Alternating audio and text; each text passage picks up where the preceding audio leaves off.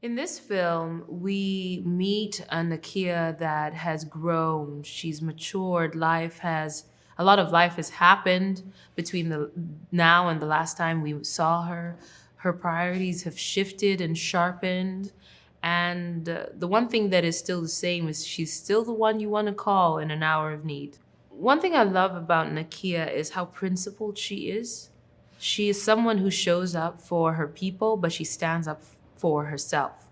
And I love that tension, you know. Sometimes those things can be at odds with each other.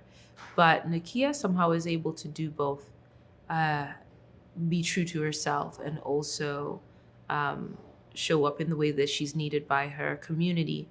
I relate to that. I aspire to that, to be very honest. Um, but I also, another thing I aspire to is her emotional intelligence, which seems very advanced. She seems to have a spiritual access that is, yeah, is goals. Reuniting with the cast and crew of Black Panther was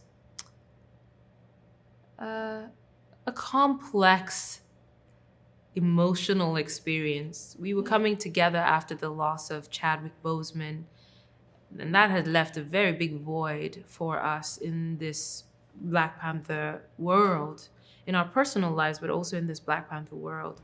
So coming together to make this second film, there was a sadness.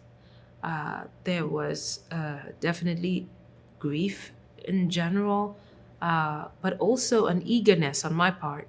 Because if anyone would understand what I was going through, it would be the people who made the first Black Panther. So getting back together was actually quite a healing process.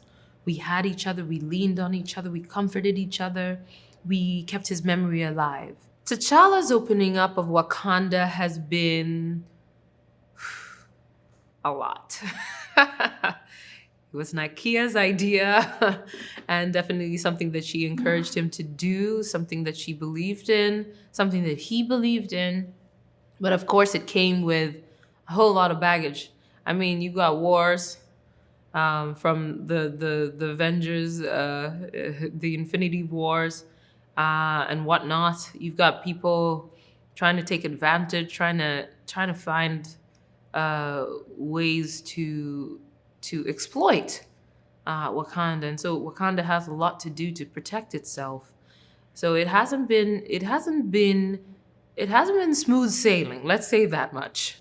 When I read the underwater scenes of this movie, I was just marveled by it. I've never worked underwater.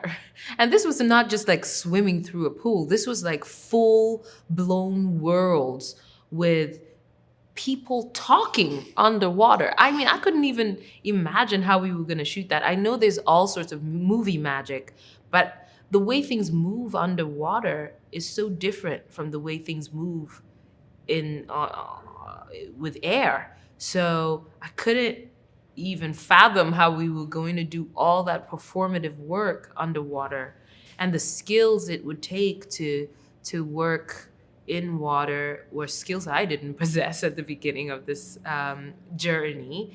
So as I was reading, of course, what you're seeing is all the work you need to do, all the things you don't know now that you're gonna have to know by the time they say action. And I was very, very fascinated to hear how we would execute it. Well, this film organically celebrates female empowerment. In the first Black Panther, we established a world where men and women had equitable power and agency. T'Challa was surrounded by influential, powerful, capable, talented women, and talented in a number of ways. And so, with his passing, the opportunity to further the stories of the people around him was just organic.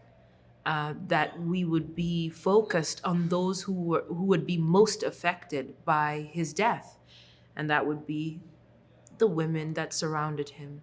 And so, what I love about this storyline is that the female empowerment agenda is organic. It is in the DNA of this story, and we witness a world that does not find that empowerment to be remarkable. It is the expectation. These women are living in their fullest selves. They are dealing. They are thinking more about humanity than about their gender, and how refreshing that is for the world we live in. That what you're capable of should not be based on what gender you ascribe to. There is something very liberating and naturally so about seeing that in such an effortless way as it is portrayed in Black Panther: Wakanda Forever.